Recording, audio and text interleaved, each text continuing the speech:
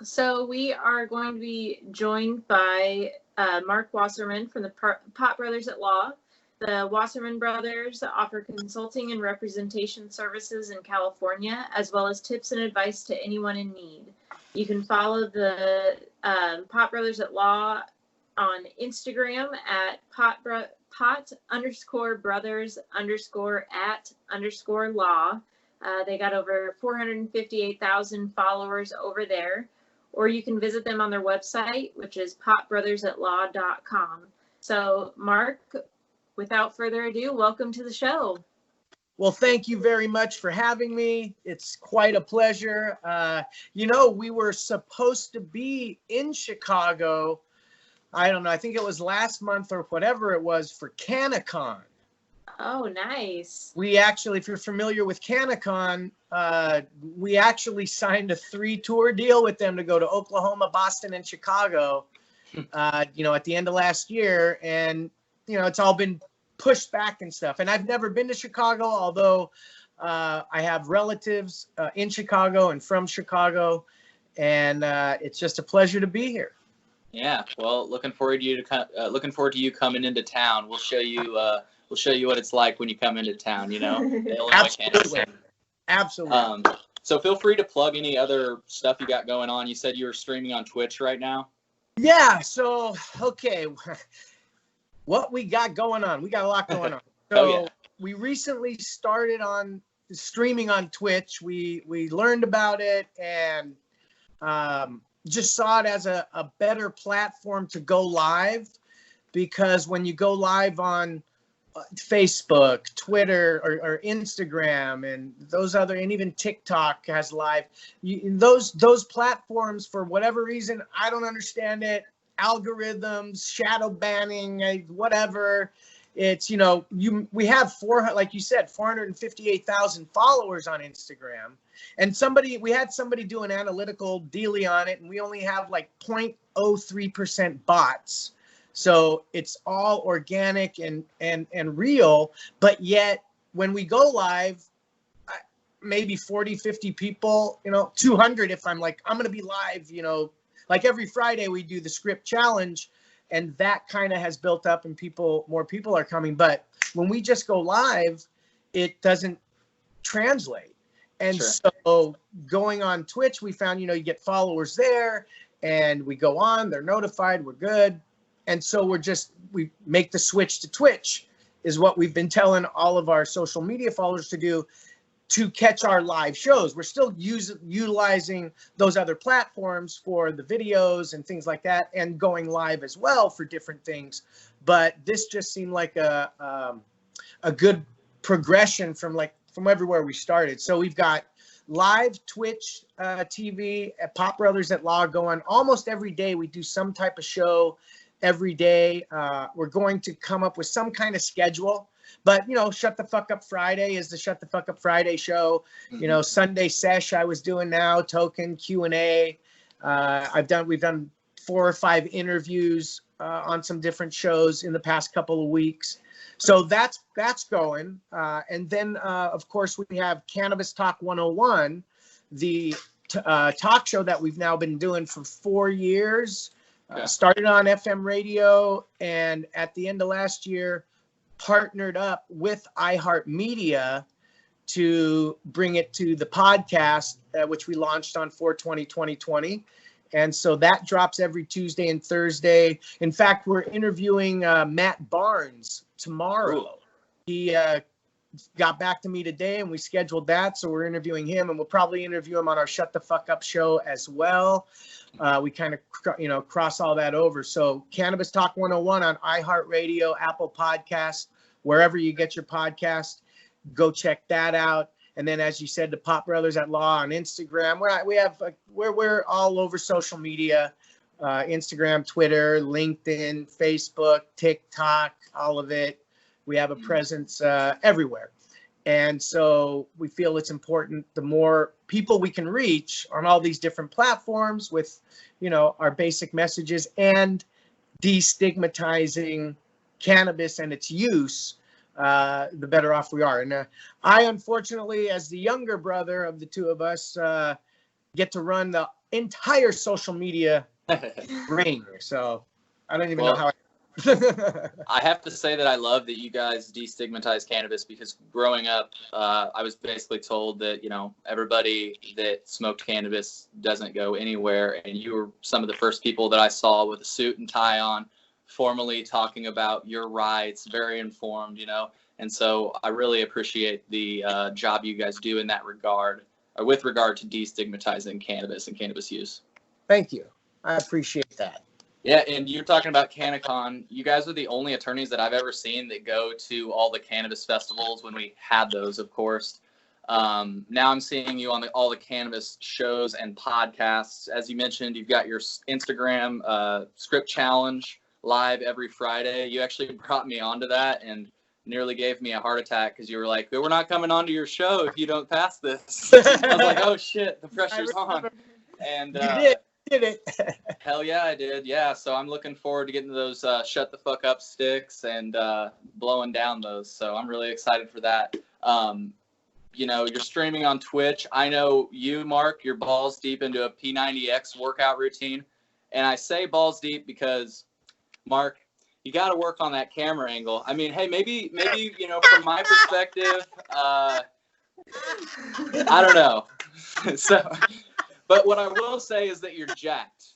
So never even occurred to me. I just you're just pumping away. Although there have been some comments, I guess I've seen comments, but I was gonna say maybe some of your fans like that. So maybe just disregard my criticism. Oh no, it's a good.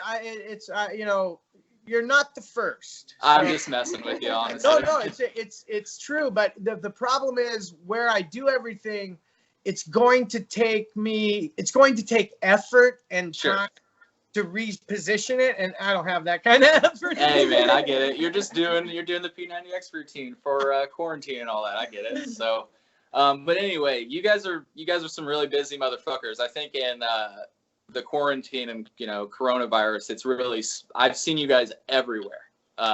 You know, so starting to make sense why you guys smoke so much cannabis. I got to get through the day. I mean, you know, for me, it's how I live. I can't live I wouldn't live right without it. You know, I mean, I have, and that's the great thing about cannabis. You know, we go on vacation, my wife and we go on vacation, and I can't bring it with, you know, and if I'm going somewhere where I'm not going to be able to get it, I'm not like tweaking out. It's just nothing. It's like nothing happened. Yeah. You know? Like, okay, I'm not going to have it for a week, and oh well, and that's life. You know, it's you don't have withdrawals. You don't go through that shit, and it's so important for the people who don't understand that. You know, that type of education and information that needs to get out there, because people say, "Oh, I get it. How do you smoke so much?" Oh my, you know, and I mean that's just who I am. For me, it works for me, and that's, you know. Well, I don't drink anymore. I'm very open about that. I've talked about my alcoholism, and you know, this is it. This is you know, this is a vodka bottle, crystal head that I had made into a bong. Nice. The last bottle I drank out of about a year and 2 months ago. So congrats, man. And oddly enough, and I bring that up as we're talking about withdrawals and stuff. I didn't have withdrawals from alcohol, and my doctor was actually amazed because of how much I used to drink, and they were worried that I was going to go through some kind, but I didn't, you know, and I don't know why. My body's the way it is. And so when somebody is using cannabis for the first time or deciding to, or you gotta, because the research hasn't been allowed, you know, for all this time, you can't, it's not like, you know, like a Tylenol, you know, you on the bottle it says if you weigh this much, if this is take 2, you know what I mean. So for cannabis right now, and as it's always been, it's kind of self-exploratory. You got to figure it out for yourself. Yeah. What works for you, you know. And so, and that's, you know, that's one of the things that I like to convey about my use, you know, because I don't want anybody out there oh, I got to smoke as much as him, you know, and it's not, you know, and it's, I'm not trying to be cool. That's just me. And so when people ask me, how much do you smoke? I don't know, right? I don't keep track. Right. And when I get asked, how much do I smoke a day? And my answer is as much as I can. And when well, and when you think about, you know, I spent most of my morning in the house with my wife and kids. I'm not smoking in there. Now, I might be eating an edible or something also or whatever, but I'm not, you know, I'm out whenever, you know, and when I'm working or I'm in court or whatever. But whenever I'm able to, like this, I'm sitting here doing my work in the garage where I can smoke, I'll smoke. If I'm at my office inside where I can't, or I'm just too busy, or I'm just, you know, it's funny. I've been doing the live streams on Twitch, and I openly smoke, and people are smoking on the other side, and then I'm answering questions, talking, and then I'm looking at comments. Someone goes, "Hey, Mark, your joint went out. You know, take a hit." And oh yeah, you know, I will. So, you know, it's like that for me, and everybody's different. Everybody's different. Yeah, and that's something that you and I have in common is that I actually quit drinking 5.5 years ago with the help of cannabis. So power to you. Yeah. So here. let's dig into your legal background. Tell us some kind of what kinds of law you started practicing. I mean, obviously we know that you do some criminal defense in the cannabis world, but tell us some more. Sure. So I became an attorney in 1996. That's when I was sworn in. And I went to law school to make money to finance plays and films I was writing. And that's, early on in my childhood, I started acting. I started going musical theater and workshops, and, you know, my parents kind of put me into that. Not put me into that, saw that I didn't mind being the center of attention. And, you know, and I did the things that people like me do and their kids and, you know, whatever. So that was really my passion. And as I got older and started writing and wanting to produce my own work, got to make money to do that.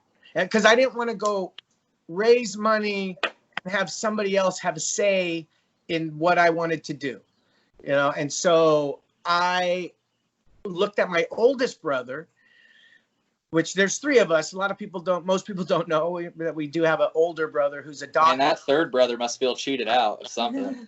Well, if you're watching CNN, MSNBC, and all the news outlets lately, you're seeing Dr. Michael Wasserman talk about all this COVID shit and how it affects elderly people because he's a geriatrician, and he actually runs a bunch of elder care facilities in California. I think he's responsible for like 4,500 elderly people or something like that. So I take that back. Your brother wants a fucking break, probably. Yeah. Well, and in comparison to what's happening in all these other elderly homes, I think he's only had like 5 or 6 deaths out of 500, you know, people that are under his care. But I was not going to go to school that long to become a doctor. It was the whole point of that. Was like, I hated school. I barely got through school. I was not a good student until I got to law school and was scared out of my mind and finally studied and read for probably the first time in my life, because I felt, hey, my other brother, he's an attorney, and if he could do it, fuck, I could do it. Yeah. So that was, you know. And then when I came out in 1996, that's when Prop 215 in California was passed, giving cannabis patients their rights to grow, consume, possess, and all that stuff. So I really didn't know which direction I was going to go, because while I was waiting for bar results, I was looking for a job, but I couldn't get one because I wasn't an attorney yet, or they had a clerk position, and they didn't want to hire me as a clerk because when I became an attorney, they didn't need an attorney. Yeah. So they didn't so it was like a catch-22. I couldn't, whatever. So I was like, what the fuck am I going to do? And then when I studied for the bar, I studied from 6 a.m. to 6 p.m. every day at a Starbucks in Cerritos, where I was living with my parents. That's where I grew up, in Cerritos, California. And then from 6 p.m. to midnight, I would go across the street to the TGI Fridays and get drunk, and then wake up and do it all again, 6 a.m. That was my process. And so I went back to this Starbucks. Actually, I went back to sit and write a screenplay about my experiences studying for the bar and going through that process and all that stuff. And when I sat down, somebody came up to me and said, "Hey, are you an attorney yet?"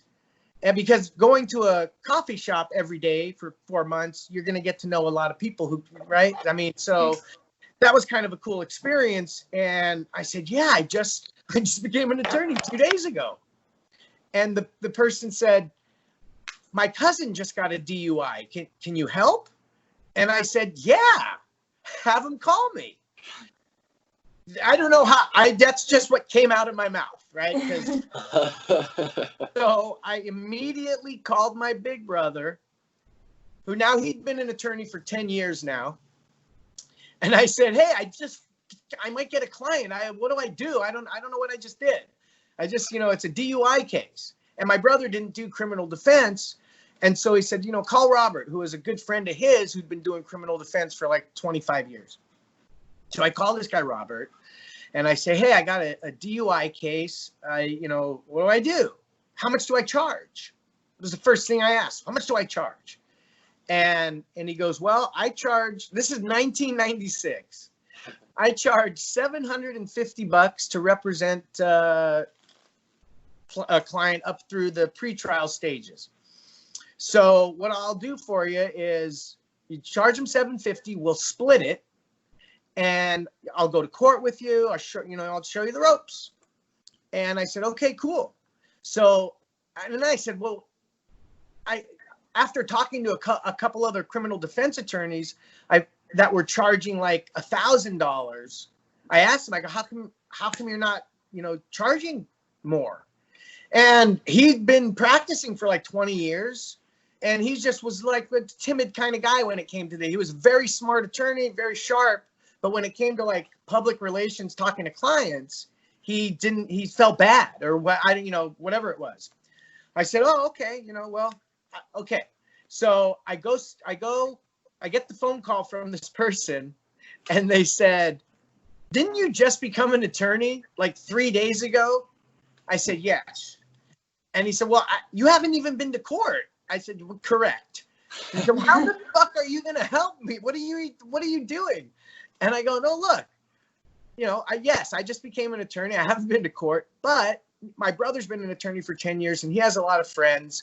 I've hooked up with a criminal defense attorney, been doing it 20 years. He's a pro. Okay. And he charges $3, $4, $5,000, but he's going to do it for $1,500 for you. And so you're going to get 2 attorneys for the price of 1. And that was my little, and then boom, we got the client. I came back and said, "Hey, I charged him $1,500 instead of $750."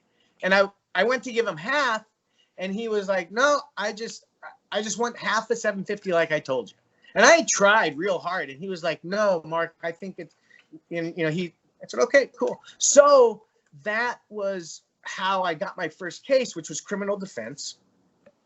And then the criminal defense cases that started coming were the Prop 215 people who were getting busted because it was still a crime. But if you were doing things in accordance with Prop 215, you could get the case dismissed. So those cases started coming. And so I just started. And then somebody called, again, at the coffee shop. "Hey, can you review a contract?" "Yeah, hell yeah." And then I called my brother. "Hey, I need a contract review. Who do I call?" And so basically I did everything in the beginning. You had whether it was family law or a car accident or you needed a trust or a contract, whatever, workers' compensation, my brother. I had another attorney, an experienced attorney, who I would split the fee with, and they loved me because I got clients. You know, I got people. I was just part of the, you know, my alcoholism had me at bars where I'm passing out cars, and it, you know, doesn't take long to figure out when you're in bars who's hanging out there. Mm-hmm. People who need attorneys at some point, either they're going to get a DUI or they're in there because something happened and they're getting a divorce or something. It's just insane. And so I was such a barfly that covering LA and Orange County, my stacks of my cards were in bars everywhere. And the bartenders had them and were giving them out for me. So that's kind of how I built. And it was like, and I did everything because whatever it was, I had another train. So I'd say I did that for about 5 years. And then I didn't need help anymore. And I probably kept a couple of attorneys I really liked just because I liked them. And like they were making money. You know, I was making people money. So, but then eventually it was like, I don't need any, I'm good by myself. I got my own practice, and I whittled it down to personal injury, family law, and criminal defense. And then, well, actually I did criminal defense and personal injury. I had a partner for a few years, God rest his soul. He passed away. And when he passed away, he did family law, and he left me with a fucking, God rest his soul, he left me with a mess of family law stuff that the only reason I kept doing it, even though I hated it, it was the money. Yeah. You know, and I was probably one of the only family law attorneys who tried to talk their clients into not giving me so much money and settling, because it's just the dumbest fights. Yeah. Over just, so I did that for quite some time. And then in 2015, when the Pop Brothers at Law, the joke of the name Pop Brothers at Law became an Instagram account, everything kind of changed. And so, you know, and that's a whole, I guess, whole other thing we can kind of get into when we talk about the progression of our social media stuff. But going back to why I really concentrated on the Prop 215 patients once I started doing that, well, obviously being a cannabis user and a Prop 215 card holder myself back then, it was very close to me and very frustrating that people who, now there were plenty of people who were misusing it, of Sure. course. And that's hey, I'm going to try to keep you in jail for as little time as possible. Yeah. Versus, you know, the guy who's growing 50 plants in his backyard for himself, that after that yield and he breaks it down to the rubs and the this and everything he needs, it's going to last him 6 months. You know, those are the fights that really needed to happen. And, you know, I was glad that I was able to do that. And then when the problem of the business of cannabis became so prevalent, because Prop 215 didn't have a business component to buy and sell, and, you know, you could be a caregiver, but you had to be a caregiver. Like, you couldn't, people were calling them caregivers because they were growing pot and giving it to people. Right. Most people don't know actually that the stores weren't there off the bat. Right. And people who they'd come in, you get busted with felonies, and they come into the office, go, well, yeah, but I have my caregiver's certificate. I say, oh, that's good. So you gave this person cannabis. That's one thing you did. Now, did you give them a bath? No? Oh. Did you get them their food? No. Did you take them to the grocery? No. Did you wipe their ass? What else did you do to give care? Because you're going to jail because this defense ain't. And the problem was there were too many cannabis, which are attorneys out there who just gave people horrible, bad advice and didn't know it.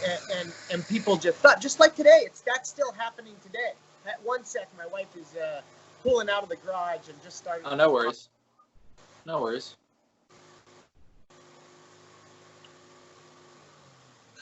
Love you, babe. Oh, shit. She hates the smell. I forgot the spray. Hey, what spray are you using? I'll just give you a chance to plug that. Of course, Spray 420. Nice. These guys, Spray 420. Little side story. So we Pop Brothers at Law Instagram started in 2015, and I think these guys started in 2015 as well, and or somewhere that or thereabout. And they sent us some spray, and we started getting, people were sending us stuff, right? Yeah. And that still happens. They're like, oh, can you post it and this, and we're like, for the most part, no. We're attorneys. We're giving legal information. We're not selling shit. We're not posting stuff. But when this spray came to us, and we're talking about smell and probable cause and keep your car smelling fresh, well, fuck, we're going to use this. And so we have a great relationship. They send us cases of it. And, we just, over the years, we love it. We promote it. We use it. And we've kind of seen them grow as we've grown. And they're one of the sponsors of the Script Challenge. And yeah, they just, will periodically every several months or whatever it is, we'll get cases of it, and we give it out, and it's good shit. It's very good stuff. Yeah, so I'll say again, tune in to the Script Challenge every Friday, because guys, you have a chance to win some of this stuff. If I can do it, you can do it. Because on Instagram Live, that's right. So and we'll just say that handle real quick, and then we'll give you your next question. The handle for their Instagram Live is @pot_brothers_@_law. Yep. We gotta get those underscores. So we'll get to that. We'll get to that and my brother. Yeah, we'll get to that. So, Mark, you were born and raised in California. So how long did it take you in your life before you started consuming cannabis? Well, so when I was 13 or 14, I was snooping around my brother's room and I found a wooden box.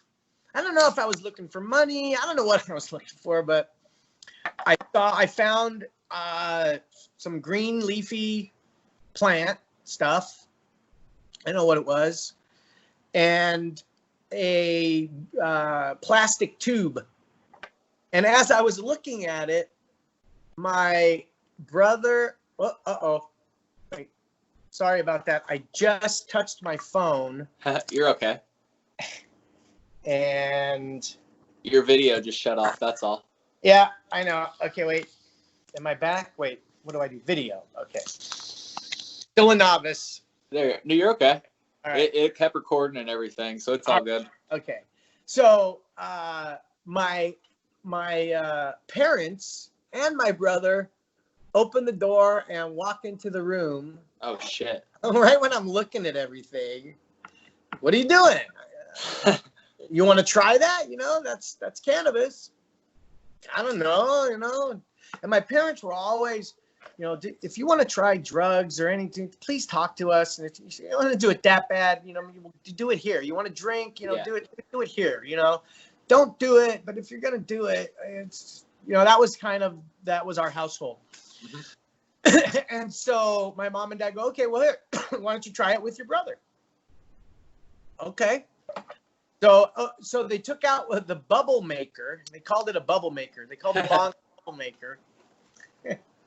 And hit it up. I took a hit. But I don't really remember much of other than taking a hit and like, I think what I actually remember was, I'm glad they didn't realize I was just trying to steal some of his money. which I never found. Yeah, what a payoff. Yeah. And so that was that. And then I think I was 19. I was going to UC Irvine. I was at a party and I took a couple hits of a joint. Again, nothing, nothing revolutionary, nothing, like what, anything like that I remember. Then fast forward to I get to law school. That's when I really started using and feeling like I needed this to fucking get me through all this stress and the rigors of what I was doing to study and stay focused and all that. That's when I started heavily using. And that would be, like, I don't know how it was, like 24, 25, something like that, 23, 24, 25. And before that, as I was going through my teens and early 20s, living in, or working as an actor and other odd jobs, as I was building that career and doing that, I did everything at some point or another. I've done all sorts of drugs at some point or another. And Mark, have you done DMT? I've done everything, my friend. Damn. I was a bachelor until I was 35. Okay, so and friends have called me the quintessential bachelor. I had a bachelor pad that had a jacuzzi and video games, and we had a fully stocked bar. Me and my buddy who lived together, Dave, we know each other since we're 8 years old. We had parties. We had epic parties that one of the things I prided myself on at my parties was everybody drank. Everybody drank at least a little bit, because when you go to parties, there's always somebody, a few people, well, I only drink this. And if you don't have that, because they come intending not to drink. Right. It's fine. I don't force anybody, but because if somebody says, I don't drink, then you don't drink. That's sure. Okay. Or I don't want to. But, well, you don't have this, otherwise I would. Well, here it is. I had everything. Somebody once came in and said, well, I only drink ouzo. You know what ouzo is? I've never even heard of it. It's a Greek liqueur. And I had it. So I had every fucking thing. So everybody drank at our party. So, I mean, I just that type of mentality, as I think about it, spills over into what we're doing because we just want to feed everybody what they need, and that's the knowledge, to kind of circle that all back around. Yeah. So how did you guys become, we kind of talked about your legal background, how you got started as an attorney and working with Craig and everything, but how did you become the Pot Brothers at Law? All right, so probably about 8 or 9 years ago, me and my so to understand the dynamics of how me and my brother work together or don't work together, rather, or as I mentioned, I had a partner at one point. It was law offices of Wasserman and Mejia. And then he passed away, and law offices of Mark Wasserman. My brother was law offices of Craig Wasserman. My brother had a big office space. I had office within his office, so we're in the same big suite. He has his practice. I have mine. And he did general business counseling and corporate counseling and contracts and business licensing and permitting and that, and workers' compensation, employee rights. And that's what he did. And I did everything that I had explained that I do. And he did personal injury also. So sometimes we took cases together we would work on. But that was it. We had our own separate offices. And we would always go out to the parking lot where we do our tip of the days now, but we would go out there and smoke. We were smoking, and we would just go out and talk and smoke, take our breaks. And so about 8-9 years ago, I had a lot of cannabis cases, a lot of the Prop 215 cases, and businesses were being made into cooperatives and collectives. All those things were happening. And we were just, hey, we're brothers, we're attorneys at law. We talk about Pot Brothers. It's just kind of Pot Brothers at Law. It's kind of a joke. I'm going to make cards that say Pot Brothers at Law, and I'm going to give them to my pot clients because I think it's funny. And they did. They thought it was funny.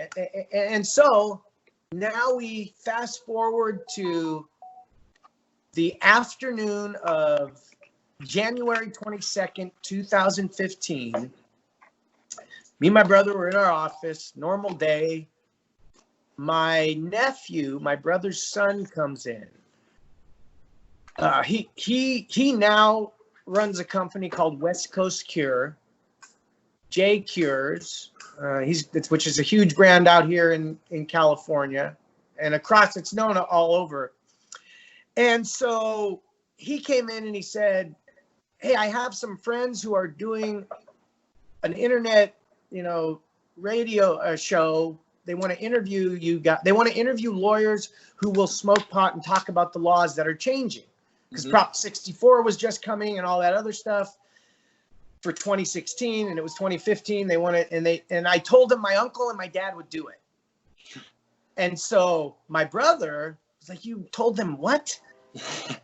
And I'm like, where is it? Let's go. Yeah. And so my brother's like, hold on, he's older, conservative. And so he tells us it's for Be Real TV. And so my age, Be Real Cypress Hill, I grew up with those guys. Yeah.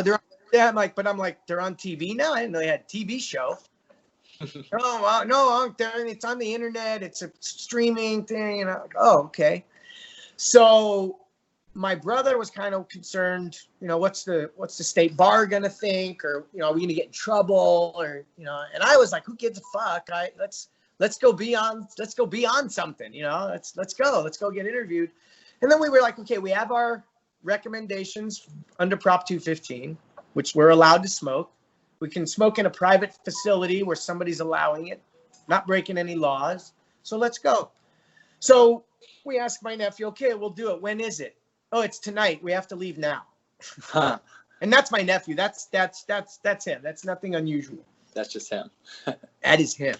And he knows everybody from Be Real to Snoop to all of them, Wow. What his brand and what he's built. And he's actually the reason we do what we do and we are who we are, because it started with him, with our first cases. But finally my brother said, okay. And we went down there and we did this interview for, it seemed like forever, hour or two. And we're smoking dabs, blunts, bong, everything, taking questions, callers, live, all that. And my nephew had been telling us for years, you have to go on Instagram. You have to make an Instagram account. You don't understand. I'm on Facebook. I'm on Instagram. I looked at it. There's boobs and pot. And what are we going to do on Instagram? And so, I didn't really get it. And so after we did that interview, we did it. Guys, you got to do it. My brother goes, why don't we just use we'll use Pot Brothers at Law. And so my brother, knowing nothing about social media at all, goes in and creates Pot Brothers app. POT space.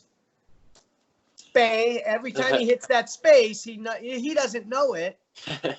He's creating that now for the rest of my life. POT_brothers _ like you were doing there. Pot_brothers _ law. Now I can do it really fast, but like you didn't know. So that's always kind of funny. But he created it. Yep. And then we took some pictures at Be Real Studios with Be Real and Adam Hill, that was the first interview we ever did. Shout out to Adam Hill. And we posted some pictures, and then it was incumbent upon me, because my brother wasn't going to do it. He's barely on Facebook.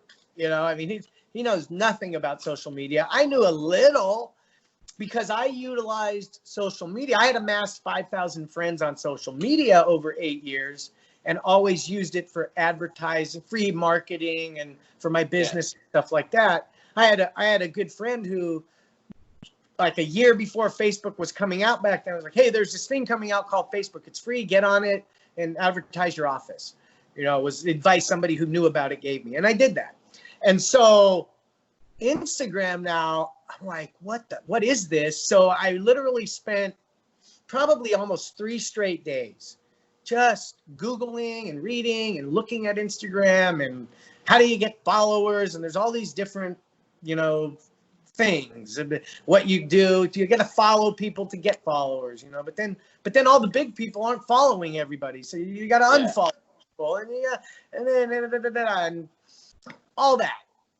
But the most important thing I thought was, of course, the content. And we're not going to post pictures of naked anything. We're not going to, we're attorneys. What can we do? And back then there were only 15 seconds for the videos. It wasn't, a minute or IGTV like you have now. It was 15 seconds. So we posted a couple like pictures and, legal things. And then we decided we were going to do a series of 15-second tips on what to do during a pullover and how we think you should deal with the cops. Now, my entire career since 1996, as I started in criminal defense, because of one of my mentors way back, I've always told my clients, shut the fuck up when cops ask questions, right? Now, we didn't have the script 25 words, but we had, you're never consenting to searches, then just shut the fuck up. You don't have to talk to the cops. So we've always had that and told that to clients and friends and family, right? And so once we figured out we're going to give this kind of advice and go, okay, this is what we would do at a pullover. We're going to tell you what to do in a series of 15-second tips. And that first day, I'll never forget it. We're in the car and he's smoking a joint. Well, we were passing it back and forth first. And both my nieces, my brother's daughters, were watching. They're adults. And one of my nieces, Landon, she's our secretary, actually. And they were watching, and we were going back and forth saying shit. And then one of his daughters said, Dad, you just smoked. Let Uncle Mark talk. And we did. And now that's that. I mean, I have the camera background. It made sense, and so we started doing that. And he smoked, I talked. He smoked, I talked. And you had it staggered like we are, right? Right. Yeah. And that's just how it started. And then we started doing that. We did a series of them. I think they're archived now in our Instagram. You got to go all the way back. But we did 3 or 4 of them. And then we started to do more 15-second tips. And then dealing with what to say to the cops. And then over time, it's like, here, you only use these 50 words. Okay, that's too many. And then we just played with it to try to really succinctly come up with a way for citizens to engage with law enforcement during a pullover in such a way so that everybody, including the officer, is safe and you're keeping your rights intact so that if whatever happens, you have your constitutional and civil rights all there for you if you need them in court for civil or criminal cases. So we worked on this, coming up with those 25 words for quite some time. And during the process, doing other tips and feeding other information and really making sure that we're, hey, we smoke. We're breaking the stigma. Fuck you, you don't like it. Go to the attorney who has a free martini lunch if you don't like that. And then the other thing that started happening because I go to court much more than my brother, I'm always in a suit, vest and tie. Yeah. My brother in the beginning, hat, sunglasses, or nice coat, t-shirt. That's how he dresses to the office. And so people started commenting on that stuff. And, you know, we didn't know anything but really other than Facebook, which is an entirely different animal than Instagram and Snapchat and everything else. And so it was like, wow, people care, or they like it or whatever. So interestingly enough, my wife, who has always picked out all my clothes when we shop and when we go out, once a month, stop. Never let it stop. Well, I don't know. We'll see. This is what happened to my wife, though. So we go out once a month or so, and she would buy me a nice snazzy outfit and get me all decked out and dressed up. Then this started happening. And I was like, I need another vest and tie outfit because I'm going to this convention. I'm going to this expo. I'm going to this show. I'm doing another tip tomorrow, and I need a different combination. So she became my stylist, more or less. And instead of to the point where she's almost sick of it, but it has gotten her work as some other people's stylists picking outfits out and Awesome. and stuff like that. But it was just kind of or just getting to know this social media thing and realizing that there was a huge void on Instagram and social media for guys like us. Guys that we're willing to go out there and smoke, go on social media. Yeah, we use. Oh shit! Didn't you just go to court? Or aren't you going to like 6 and 7 in the morning? I'm getting ready to leave to go to court. I take a dab. I'm off for my day. Yeah, what's the problem? There is no problem. If it's a problem for somebody, that's your problem. If using cannabis is a problem and gets in somebody else's, like we say, if it's disrupting your life, stop it. Don't use it. Well, and I recently, so whenever I've been sick, my adult life, with bronchitis, whatever, I never stopped smoking.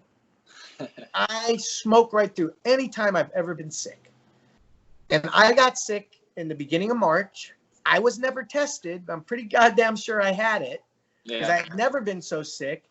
And the day came, whatever it was, and it hurt like a motherfucker. Yeah. When I took that hit of my cannabis, I'm like, fuck, I'm fine. And I stopped. And I didn't smoke for I was sick for almost 4 weeks. And I didn't smoke, because it hurt. And I'm not going to do something that hurts me, like with the alcohol. I finally stopped that after it takes a long time to sometimes get it through your skull when you're doing things that hurt, as I toke the bong skull. But yeah, that's I think I went off on a little tangent, but those are important things for people to digest and know. No, you kind of answered our next question, which was going to be, what do you guys do as the Pot Brothers at Law? It sounds like you do criminal defense, cannabis compliance. Yes. So before we became the Pot Brothers at Law, we were the Pot Brothers at Law before we went public, I guess. Yeah. That we made as we say, we made our bones with my nephew because I had always done criminal defense, and when he was showing the penchant for the green thumb, and he saw the benefits of it, and a child coming from a nasty divorce who the doctors wanted him on all sorts of other medication for what this and that, and he turned to cannabis, with the help of his dad, my brother, and really saw the medicinal value and had a green thumb. And so while California was changing its processing, you had to be a caregiver first and do all these things and do the caretaker route and not just give somebody cannabis. So my nephew was that. He became a real caretaker, which included helping people with cannabis. He got that license. He did that. Then it became a collective and then a cooperative, and always following the rules which were created in California. But those rules, as it still is today, it's still a crime first. Mm-hmm. Not legal anywhere in the country, and I can address that later. But more so back then, it were felonies. And if you did A to Z, how we told you, and let us set up the paperwork and do everything, and you did what we said, and there was no evidence of outside bullshit, and you get picked up, we're going to get those felonies dismissed.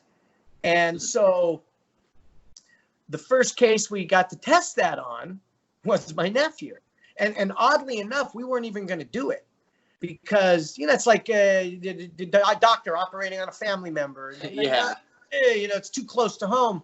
Uh-huh. And so we went out and found some attorneys. They were brothers.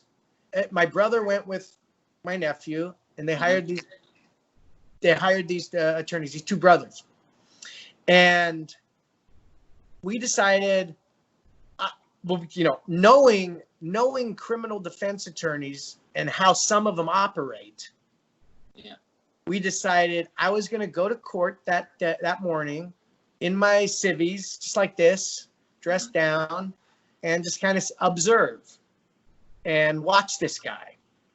And so, because we told him, my nephew's being charged with 2 felonies, no deal. There's no deals because he's doing everything in accordance with California law to be able to do this. There's no deal. He'll go to jail. And he'll go to jail. If the jury says whatever, he'll go to jail. But we made sure he was following the law. So, and that's why you do it that way, so you can fight.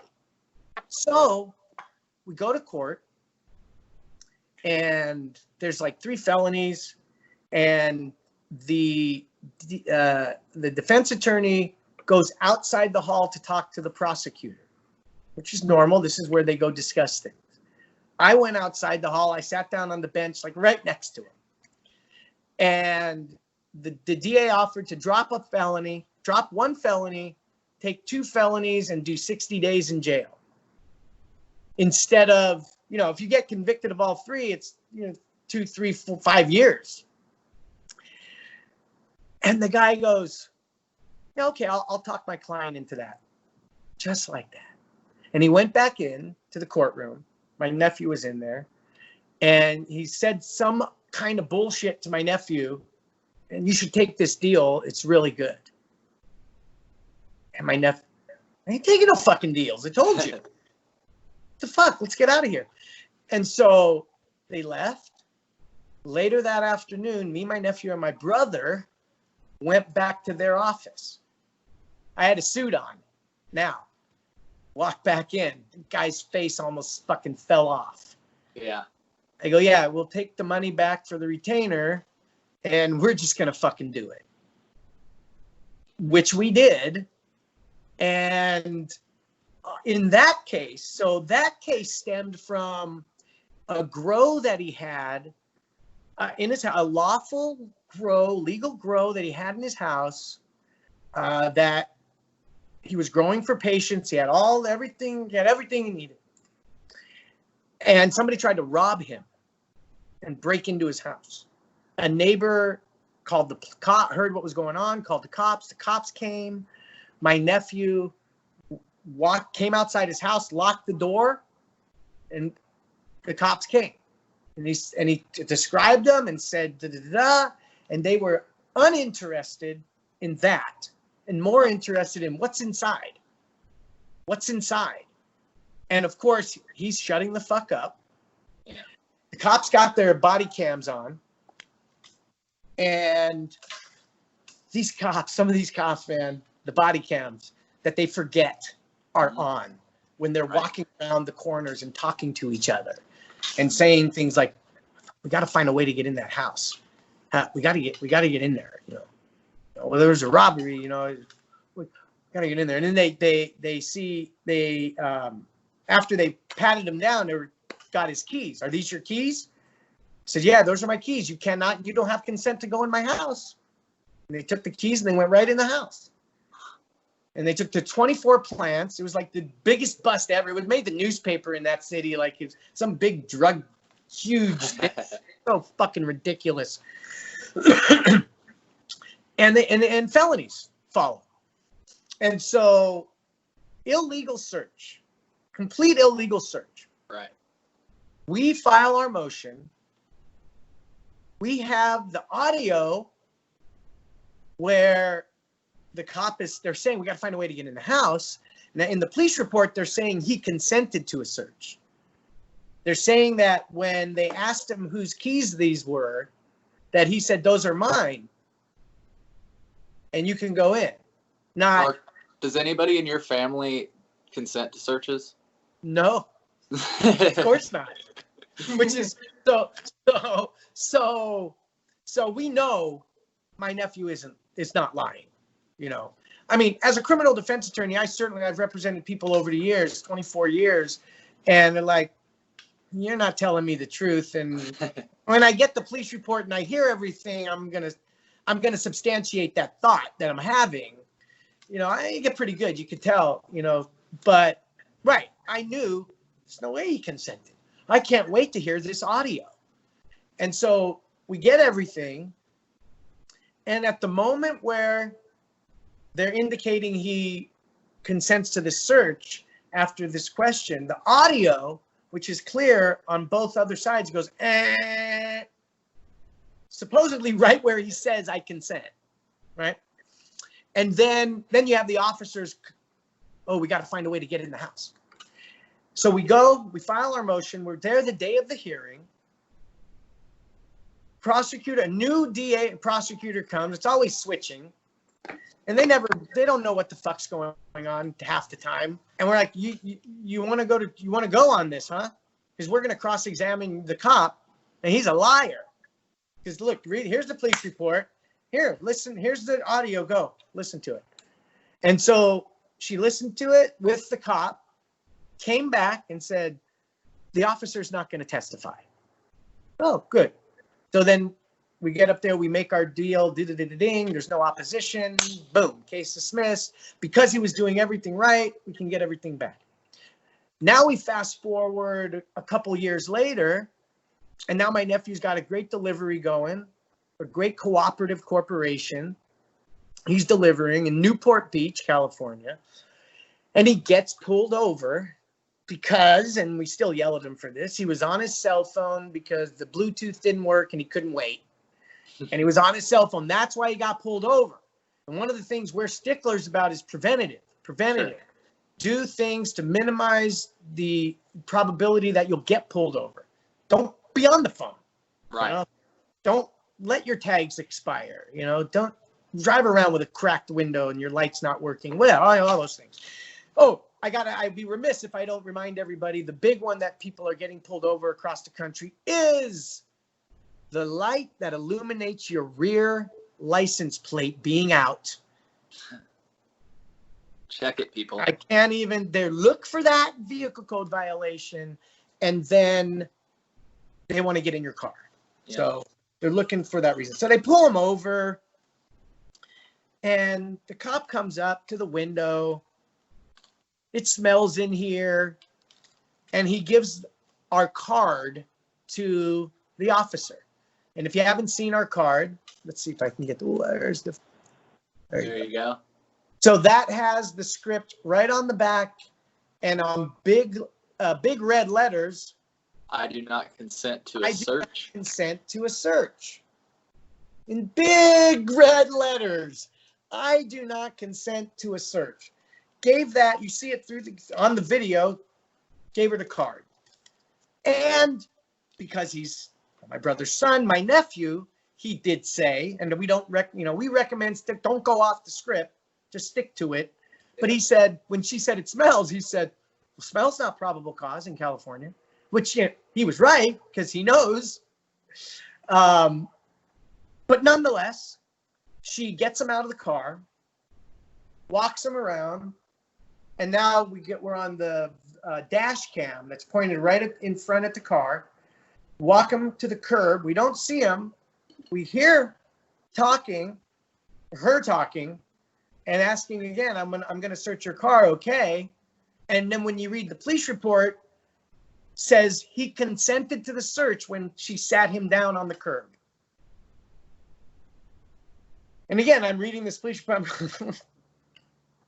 I can't wait to hear, because I'll beat him, right? We'll beat my nephew. He'll get a beating. If he actually consented, my brother and we would beat him. He knows that. So again, I'm so anxious to hear it. And so we get it. And I'll be goddamn, different police departments, different cities, different everything, same fucking right at the moment when they say he consented. And then she comes out and starts searching the car. So this one, we kind of figured the same thing might happen. We're going to get all ready. We're going to go, and they're going to listen to it, and they're not going to have the cop testify live. Well, good thing we always say, always be prepared. Always. Because when you're not prepared, that's when you're really going to get fucked. We were prepared and gave them everything. And we, in the morning, and they reviewed everything, told us just before lunch, we're not going to oppose it. And me and my brother went to lunch separately from my nephew and his friends. And we didn't tell him that the DA said that. And we were discussing with us, like, it seems like we just didn't trust it. You know, we didn't trust it for whatever reason. And we had no real reason to. It was like, that's what we were expecting. You know, but why tell us just before lunch when we have to come back? You know, we could have done the hearing already, but you spent all morning reviewing everything. And then why didn't we just go on the record right now? I don't know. So then, sure enough, we get back to lunch. Yeah, we're going to go forward. The cop's going to testify. Really? Did you hear it or not hear it? I'm just curious. Oh, yeah, yeah. Okay.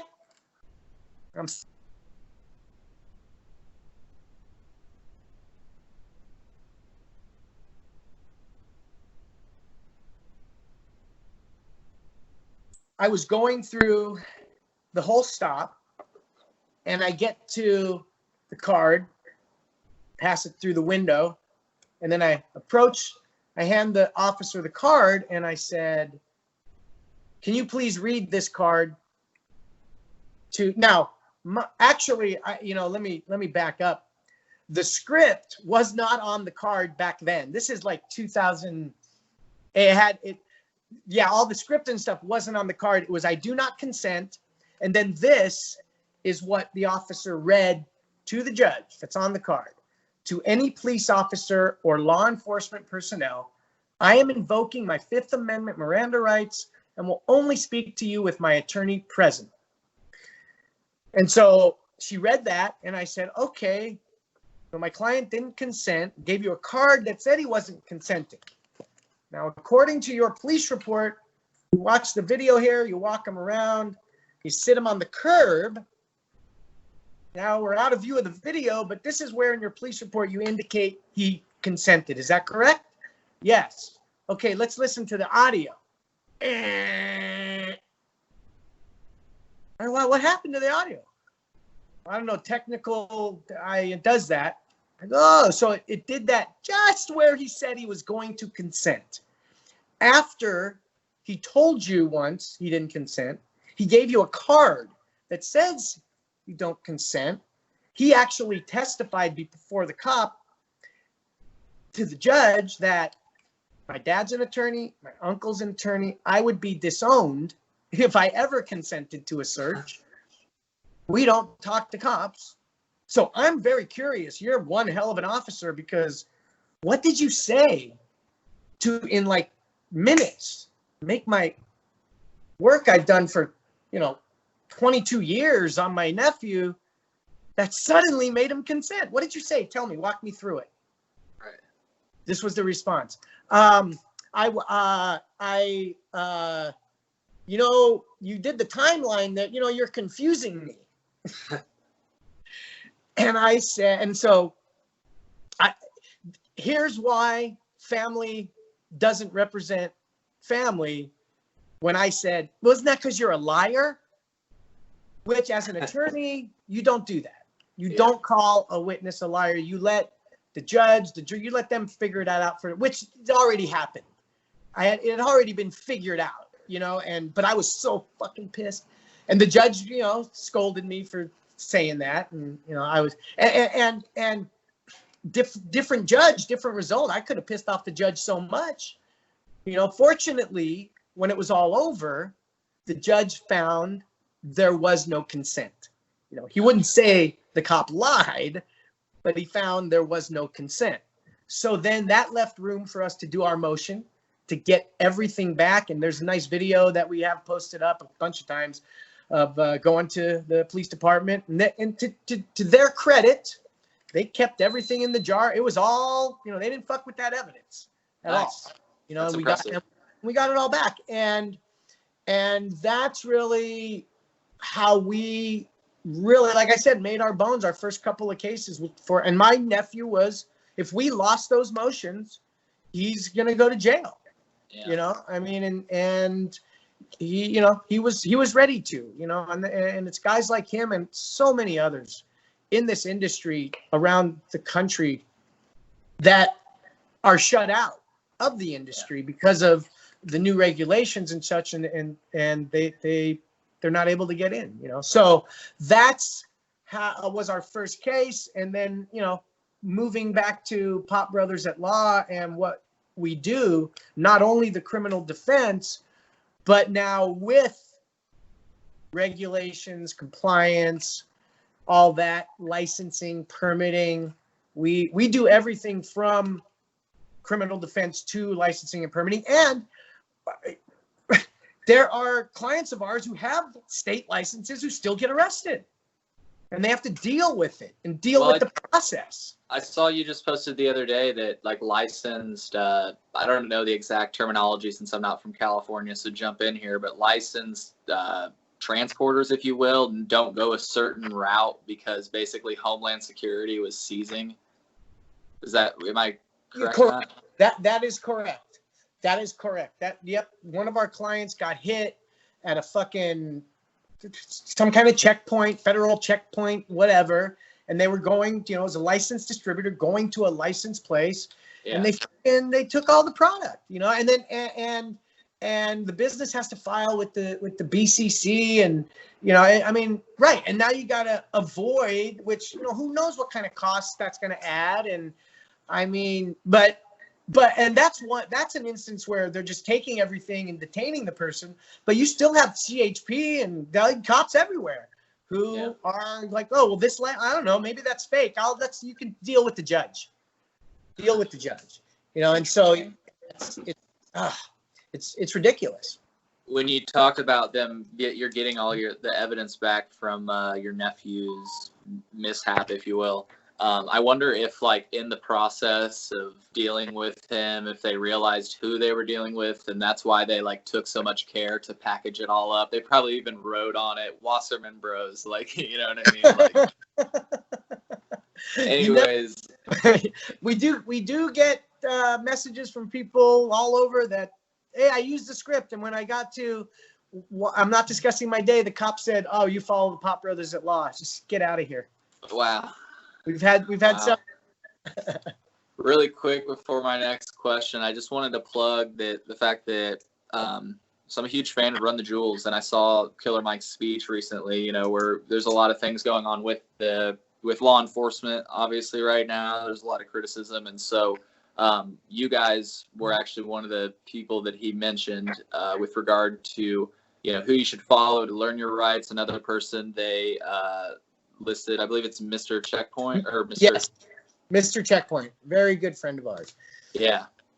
So just wanted to give both of you guys a shout on that, and you need to follow their accounts because there's a lot of good information that you guys can all learn.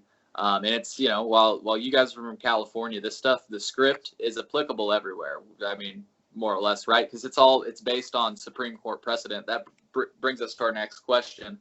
Tell us about the script and how you developed each line. All right. So the script. And I just want to say, Justine, pay attention because Mark, you can give us a quiz. You can give us. I want you to be the cop. You give us the script. I want you to give Justine the script challenge Okay. and see if she wins. We'll do at the end of the show. We'll do the script challenge for sure. Cool. All right. So and real quick, you mentioned the Killer Mike. That particular day, we were at our office and our parents called us up because they were watching CNN and said, "You guys just got shouted out by this guy who do you know?" So that's how we actually found out. And I messaged Killer Mike. He messaged right back. We swapped information and we talked about doing stuff together to, help people and further the change. So yeah. And shout out to Mr. Checkpoint, a good friend of ours as well, that we do a lot of good things, and he's doing great work too. So and we actually now we've added one of his taglines to our mantra, which, before I get into the script, just the basic mantra is stick to the script, shut the fuck up, never consent to searches, always film the police. And that's Mr. Checkpoint's deal. Always film the police. So, all right. So the script is the only 25 words you ever use when dealing with law enforcement. At a pullover, they come to your house. I mean, if you're a victim, of course, we're not talking about that, but otherwise engaging with law enforcement. And, 80 to 90% of traffic stops turn into drug arrests and other things. So me and my brother, as I mentioned earlier, creating a way to engage with law enforcement peacefully, so you're protecting your constitutional and civil rights. And what I now get out of the way in the beginning is what the script isn't for. Because people who are hearing this for the first time a lot of reactions are, well, that's not going to work for me. I'm black, I'm a minority. If I say that, I'll get beat up, I'll get killed, it's not going to work, this and that and the other thing. Which, one of the things that we understand is we'll never really understand shit. We're older Jewish white men, but we understand the law, your rights, and how to fight things in court and what's needed in court to fight things that happen as a result of traffic stops. So what the script is not for, it's not to ensure that you don't get pulled over. You might get profiled and pulled over for no reason, and they'll lie and make something up. The script isn't to ensure that you don't get off with just a warning, or you don't get a speeding ticket or any kind of ticket. It's not to ensure that you don't get detained. It's not to ensure that you don't get arrested and taken into custody. It's not to ensure that you don't get criminal charges filed against you. It's not to ensure that you don't get beat up, harassed, killed, and all of those things I just said. Those are all the things that happen at traffic stops. We see it. Those are all the things. And I can't do anything about any one of those things not happening or not. What we're saying is, what this is for, is to keep all of your constitutional and civil rights, remedies, and defenses intact. So if you need them in criminal court for defense or in civil court for you or your family, the less you say, only 25 words, shutting the fuck up, the more available all of those rights, defenses, and remedies are going to be for you. Because when you start talking, you start potentially removing things and giving the officers excuses to use and all of that stuff. So that's what the script is for, to ensure that when you go to court afterwards, whether civil or criminal, you have all your rights, remedies, and defenses available for your attorney to use and utilize and argue and create arguments and be creative, you know, whatever. You know, that's where the problems start, is when you talk and say things you don't know how that's going to affect in the end what arguments I can or cannot make. So as I mentioned earlier, we kind of with 50 words and 35, whatever. We went through a series of this until we came to these 25 words. Why did you pull me over? I'm not discussing my day. Am I being detained or am I free to go? I invoke the fifth. Then you shut the fuck up. Now, we didn't just make those up right off the bat. It didn't just come to us. We toyed with other words and other language. And right from the beginning, though, why did you pull me over is imperative, because cops, they have about 7 to 8 minutes to write a traffic ticket unless they find other independent probable cause to keep you further detained, do a search and other things. So you need to establish the traffic stop, because they may not. Now, you may get the cop come up to you. You know why I pulled you over? And that's what they do to, oh, did I run that red light? To just casually start talking and admitting things. Now it's already happening and you're saying things. Or they come up and they say, "Hi, how you doing today?" And they start nice casual conversation. It's not casual conversation. As they're walking up, they're looking in every crack and crevice in your car. They know where to look. And they're engaging you to talk, and because there's no traffic stop yet, they're just talking to somebody, and they're looking for shit. And you don't know who's in your car from 3 weeks ago that dropped something. Believe me, when people, I don't have anything in my car. Well, yeah, who's been in your car? You don't take chances. And so no matter what the officer says, when he comes up to you, why did you pull me over, officer? And then they tell you. They're supposed to tell you. Oh, you were speeding. Okay, great. Then they're going to say, what's that smell? Why are you going so fast? Where are you headed to? Where are you going? What's the, whatever. How many drinks have you? It doesn't matter what they say. The best response we feel is, I'm not discussing my day, officer. And feedback we get is, well, why do you have to be rude? And I say, well, was I just rude? Let's do it again. I'm not discussing my day, officer. That's not rude. So it's your tone. It's how you say it. Now, the other thing that will happen is the cop will say, well, why aren't you cooperating with me? Can't you just cooperate? It's a simple thing. Where are you headed? I'm not discussing my day. And so they trick you. And a lot of people make this false assumption that not answering a cop's question means you're not cooperating. Means you're not cooperating? No, that's not cooperation. You are cooperating during the whole traffic stop. Right from the beginning, you saw the lights, you pulled over, right. Cooperated.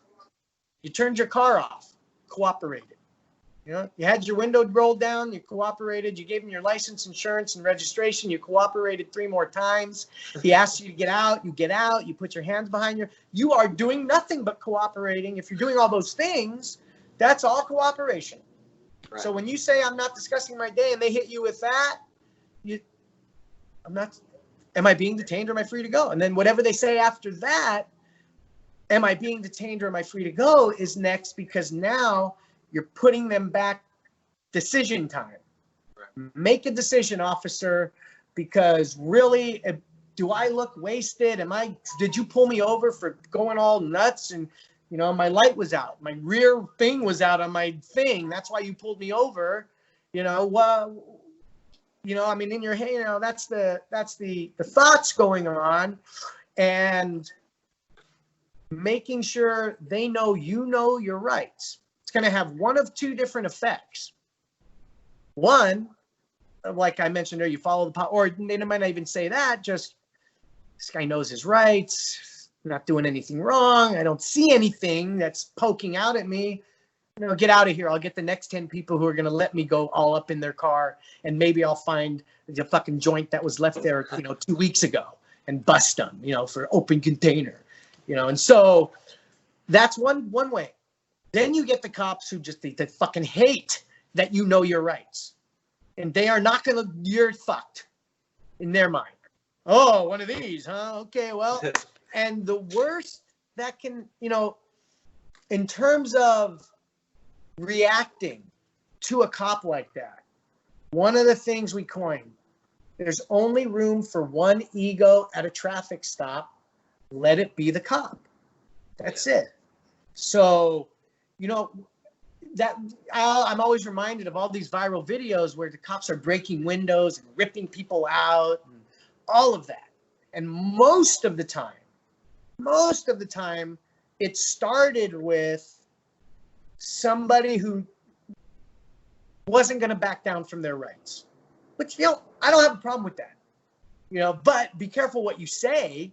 Sure. Because you might be saying stuff, but also, well, Mark, be careful what you do too. They say anything you say or do. So just be respectful. Absolutely right. And just not, that's what they want you to do that. Right. They want you to do that. So when it's all over and you're fucked up, they're able to say, I was afraid for my life. I had to do this because this, and this. And that's what our whole theory and the whole 25 words and checking the ego to take that crutch away from the cops who say that. Now, unfortunately, we have two very extreme examples right now of, George Floyd and Rashard. And it's... And Breonna Taylor. That's in a whole other category. Yeah, that's a whole other, of itself, because that's just I don't even know what that is. In terms of the how we can apply the script and its theory. Because if you look at the Mr. Floyd situation, he didn't get pulled over, but why did you arrest? Why are you doing this? Why are you arresting me? He didn't resist. He didn't do anything. And now those cops are going to jail, in my opinion. I hope I'm not wrong. But they're going to jail because there's no way they can say, I was afraid for my life. They can't. They can't say it. The earth should explode if those guys don't go to jail. Because I won't get it. But it's clear that they can't say that. They cannot use that. They can't use that crutch. And so what George Floyd did, kept all his rights, remedies, and defenses intact for his family. Because after those guys go to jail, that family is going to bring that lawsuit. They're going to be able to utilize everything. I hate the other situation because it's already happened. I don't know if you've heard it or not. The fucking defense attorney he was afraid. He was, afraid for his life, and he had to defend himself. The guy got the taser, and to make it all. They're saying it. They're able to say it. Now, the fucked up thing for me to wrap my head around is, we'll never know what was in Rashard's mind, but I can't blame him or anybody in that situation. Any black person in that situation. Those fucking cops talked to him for 46 minutes, and all of that. And then start to take him down. Why wouldn't he be thinking, fuck, these guys are going to kill me? Just like they killed George Floyd. I better get out of here. I'm trying to save my life. Not only that, but what is just up with lethal force in America? You see in other countries. I know America is a different breed, and people do have weapons sometimes, but it's, what's up with shooting them 5-6 times? You know what I mean? Like, I am a firearm owner, and I feel pretty confident that if I felt I had to use my firearm, I could do it in a non-lethal way. And there's so many other things. There's so many other ways to solve a problem than to just bang, bang, bang. Well, you could have And shot him. these people don't have any training. I think No. is the biggest thing. Well, they do. They have like, what is it, like 6 whole weeks or? I don't. It's all got to change. It's all. I mean, it's culture. It's, you know, these guys, these cops are trained to. There was a great article that just came out. I was a bastard cop.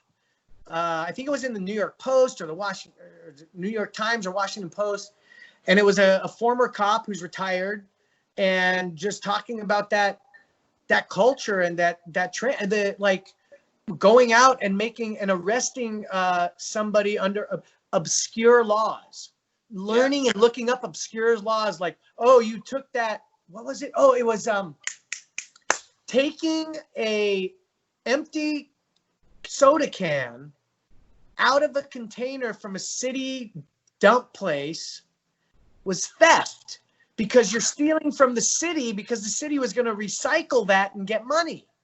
And he actually arrested people and took people to jail for it. And so, this article was great. And he really opened up. I think we're reaching out to him, try to see if we can interview him. But, you know, it's that culture. It's these cops being trained to not protect and serve, but save your ass first and make sure, you know, you might have to kill somebody. And, you know, here's all the videos of how cops get killed. Well, you know, that's one of the things he wrote about. They don't even do, I mean, I don't mean to speak for all cops, but the cops that I've talked to, because I want to bring it back to Illinois here, because, you know, we do have a focus on the cannabis market in Illinois. I spoke to a few law enforcement agents in Illinois, which, you know, to some of our listeners sounds like a scary thing to do, but I've got a pretty good reputation with some law enforcement agents, so I wanted to open up and ask them questions. And basically, Mark, if you didn't know, there's an odor-proof provision in the Illinois cannabis law. So I would, from what you said, that definitely differs from California law. And I want to be clear, I know you can't give us like legal advice in Illinois or anything, since, you know, you're an attorney in California, but I just want to have a discussion about this. And I think your script is applicable in a lot of these situations. I just wanted to tell you, though, about how wacky this is. So basically, to transport cannabis in Illinois, the language of the law reads, it must be in a sealed, child-proof, and odor-proof container. Okay, so fun fact for our listeners. Go ahead. Is that for personal use or businesses or both? Everybody. Okay. Everybody. And actually, I'll bring up something, a little bit of a, I guess, exception to that here in a little bit. But fun fact for our listeners, the law that was originally proposed read that cannabis must be transported in a sealed, child-proof, odor-proof, and get this, Mark, tamper-evident container. And NORML and other groups lobbied really hard to get rid of this, and they did strike it. But just to be clear, they went for tamper-evident because they wanted to make cannabis a one-way product. In other words, if I went over to your house, Mark, and we sparked up, I'd have to keep it there, give it to you, or we'd have to smoke it all, which we could do. We could do that for sure, but it's a little bit ridiculous. You know, sometimes I know that you don't drink anymore, but think about the fact that I could come over with a 12-pack, and then I throw the 12-pack in my trunk and go home. You know, that should be no different, really, with cannabis. And so I'm glad that we removed that provision from the law. But following legalization, several law enforcement officers and agencies have made public statements that indicated that they have the legal authority to walk K9 units around cars during traffic stops to ensure that, on quote, citizens are transporting cannabis in compliance with the law. And by that, they mean in an odor-proof container. So I spoke with the chief of police for a local department here in our area, and I want to get him on the show in the future. We'll see how that goes. But he's worked many years on the road, and he had a bunch of plaques on his wall because he made his name in the state of Illinois seizing drugs with K9 units, right? And he told me that. He's like, that's how I made my name in the state of Illinois. And I was like, okay. So anyways, we were talking about this subject, and he told me that, you know, if somebody buys cannabis from the dispensary, he pulls them over, and let's say they may or may not be being, this is his words, completely forthright with law enforcement because maybe an embarrassment factor or whatever. Or maybe they're even just thinking, you know, yeah, I got it in my car, but it's legal. It's in the original packaging. you know, whatever. But what he told me is if an officer runs a dog around the car and that dog hits, he said that when it hits, that gives them probable cause to search your vehicle. He said, according to the automobile exception, which I looked it up, what he meant was the motor vehicle exception, which was established by the Supreme Court in 1925. But the funny thing about that is that is used, the motor vehicle exception, maybe you can jump in on this because you're the lawyer. It's used, it allows an officer, and this kind of returns to a point you said earlier. Cannabis is not legal anywhere in the state because if they're using this excuse, which is it allows an officer to search a vehicle without a search warrant as long as he or she has probable cause to believe that evidence or contraband is located in the vehicle. Why does cannabis odor make you think evidence or contraband?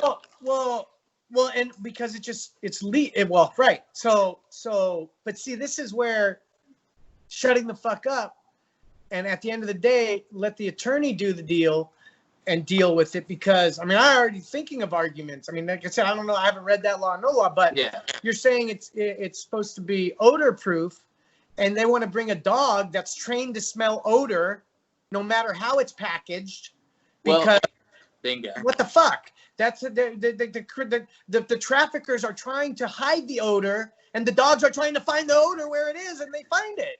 Right. Well, and not only that, but if a dog, you wear your nice, suit jacket and stuff, and maybe you smoke a hemp roll, maybe you smoke a joint, and let's say you get in the car, maybe you do have cannabis in your car, maybe you don't, but maybe the dog's hitting on your clothes. Think about how cannabis works. Yep. And then this is all new, right?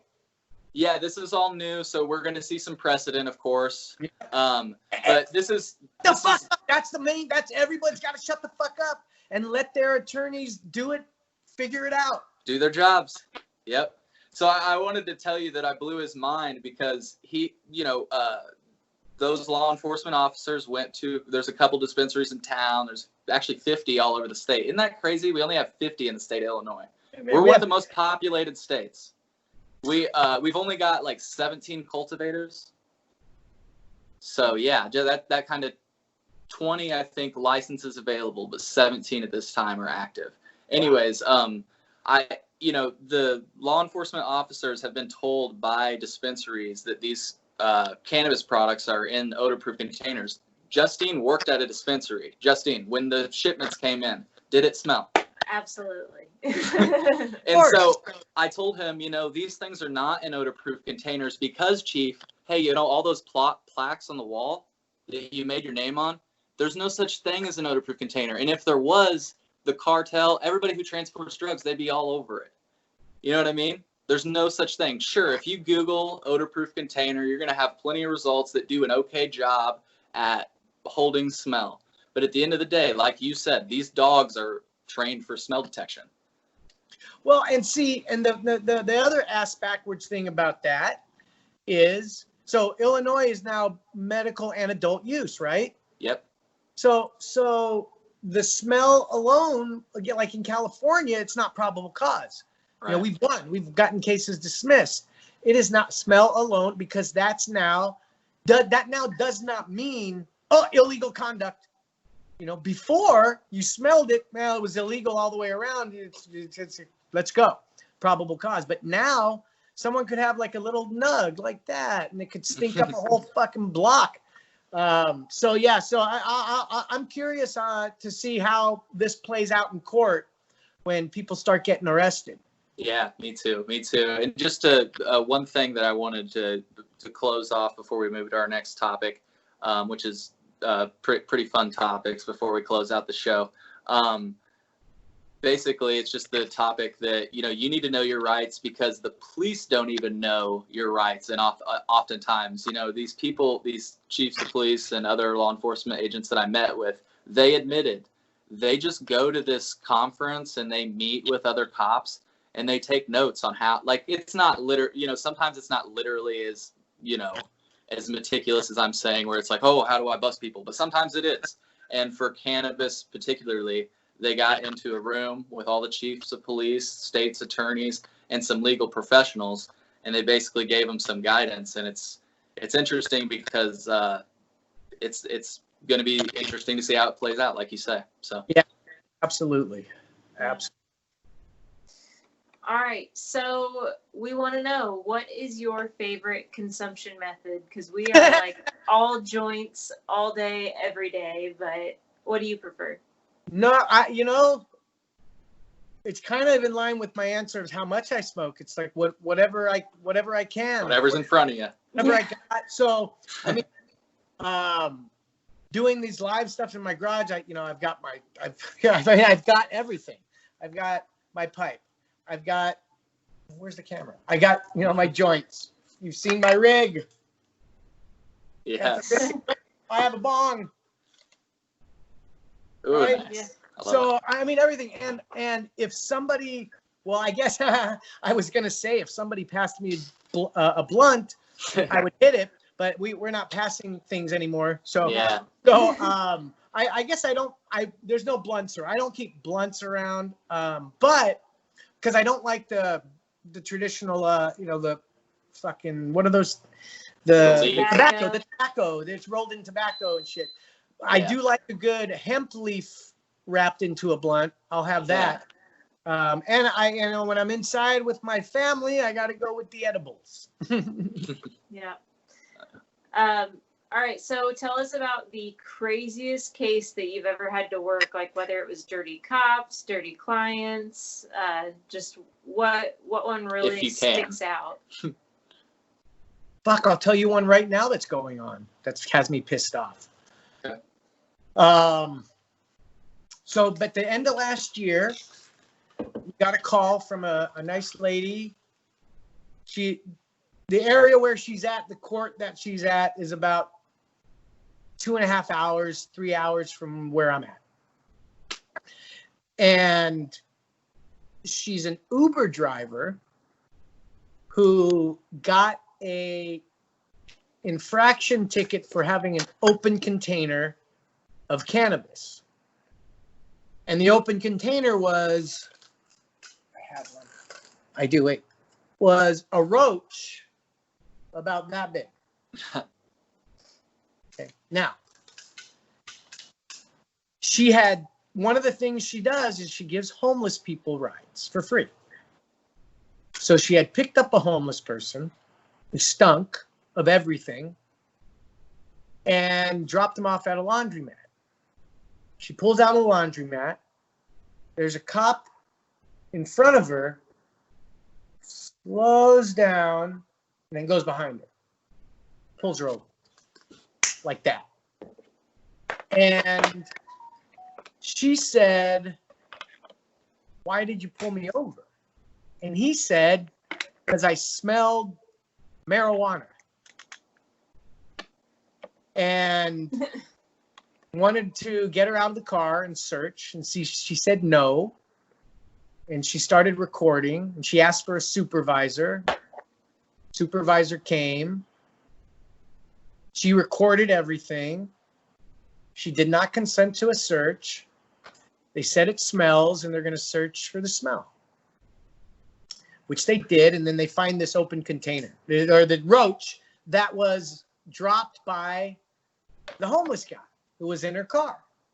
So that is an infraction ticket for like $450, but like here in California, it's a point against your driving record.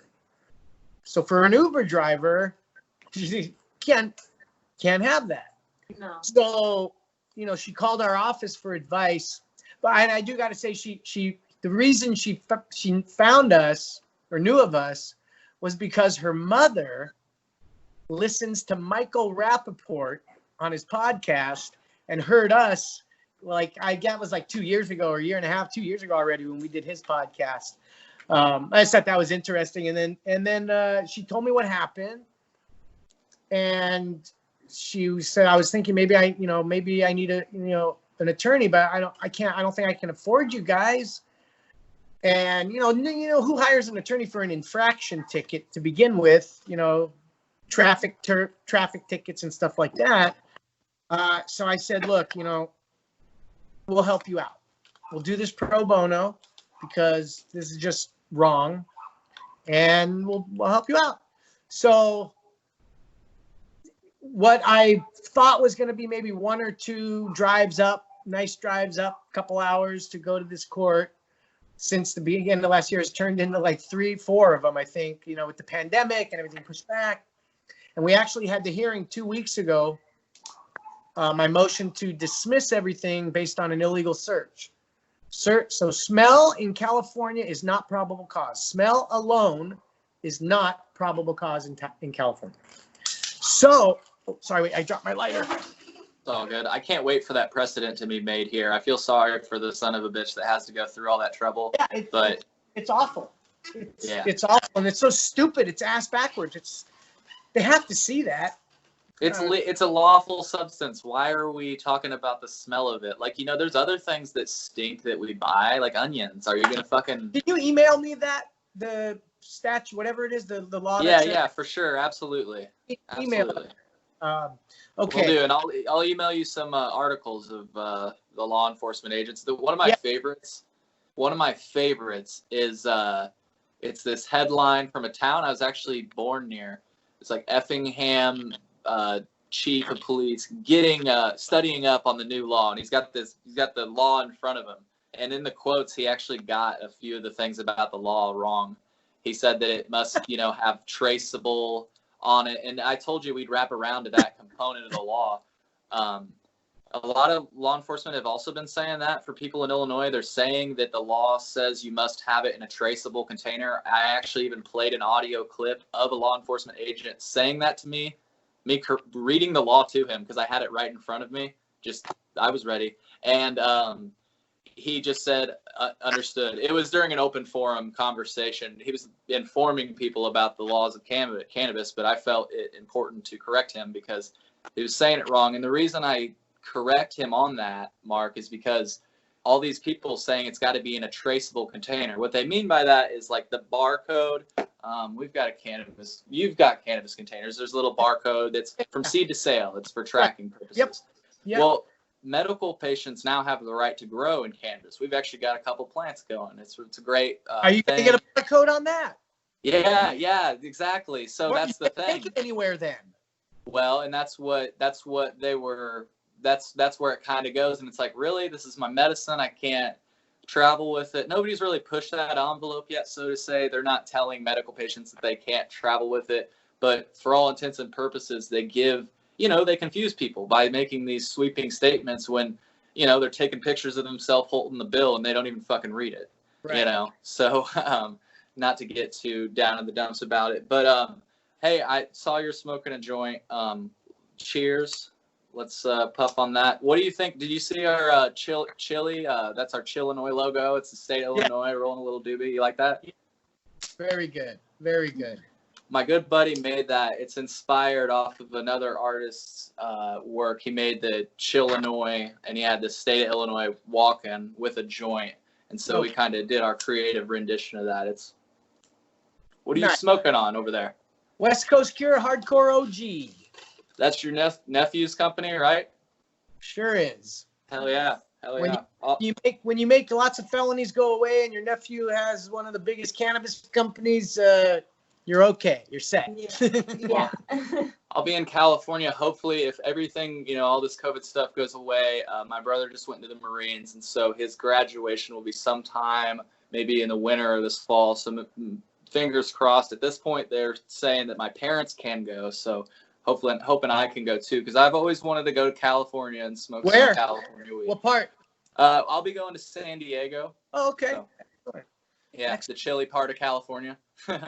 Well, if when that happens, hit me up, because we're about an hour and a half north of San Diego, and we can get you on our podcast, our Cannabis Talk 101 podcast. Yeah, hey, I'm up for a drive too. I love driving, so an hour and a half is nothing to me. So, cool. I just had a couple questions before we got into the script challenge, and we wanted you to plug your website and for your clients in California that might be listening, your phone, and once again, your Instagram. But I just wanted to ask you, as a lawyer, how's court changed with COVID-19? Oh, it's a nightmare. I mean, is it remote now? Yeah, well, I've done it's either depending on the type of case, like major, like felony cases, their courtrooms have been, open on a limited basis. Lots of cases have been pushed back. I've had to do court 3-4 times video remote. I went to court once. I was told the case was going to go, and when I got there, they said, nope, we closed again. So it's just managing the cases because they're giving us new dates. So, I might have an arraignment this day, but now it's in 2 months, and I've probably got 50 cases or so that are just being pushed and pushed and pushed. Right. So court's virtual. It's probably the first time you've actually been able to consume on the job, like actually while you're representing. Well, I mean, I don't expose it. No, I'm just joking. I'm just fucking around. It'd be cool though. It'd be like liberating, Whatever. I'm not in the courtroom. I thought about it, but yeah, didn't pull that trigger. Yeah, sure. You got jurors that you're trying to impress. So yes. Yeah. On that note, so just remind us again where we can find you, where our California friends can get in touch with you. Absolutely. So our website is popbrothersatlaw.com, and our toll-free number 855-WASLAW. And as you mentioned, we are California attorneys. We handle all of California. We do have a pretty wide-reaching network of attorneys across the nation and actually the world, for that matter. We can potentially refer people to attorneys that we've tried to vet out in different areas across the United States. And like I mentioned, we interviewed a nice criminal defense attorney, Ahmed Yaqub, from the United Kingdom this morning. So we have a pretty far reach. So if you need anything, we might be able to help you. Feel free to give us a call. Our Instagram account, pot_brothers_at_law on Instagram. We have our Twitter account is at WASLaw, and then we're on TikTok, the WAS420, and Facebook, Pot Brothers at Law, YouTube, Pot Brothers at Law, and now Twitch, where we're doing live shows every day. What is that? Twitch.tv, Pot Brothers. Yeah. That's what it is. And so we're all over the place. So, and you can check out all of our merchandise. We have our masks and shirts. Or, a popular item, I'm surprised, is our bedspread with the script on it. People like to wrap themselves in the script. P-Ball merch, PBAL-merch.com. And you can get some good STFU gear there to make sure you're always knowing your rights. Yeah, and shutting the fuck up, right? Well, and so just to reiterate, you guys, while Mark and Craig can't directly represent you, they might be able to indirectly help you. They might be able to refer. Sorry, that's horrible wordplay. Yeah. Feel free to use it. They'll refer you to a lawyer that's cannabis friendly, and they'll get you situated. So, Mark, thank you for joining us on the Chillinois podcast. I think we're going to be on another Illinois podcast later this week, the Canna Show, which is interesting. So I'll see you there. We'll see you over there. Thanks for having us. You guys have a safe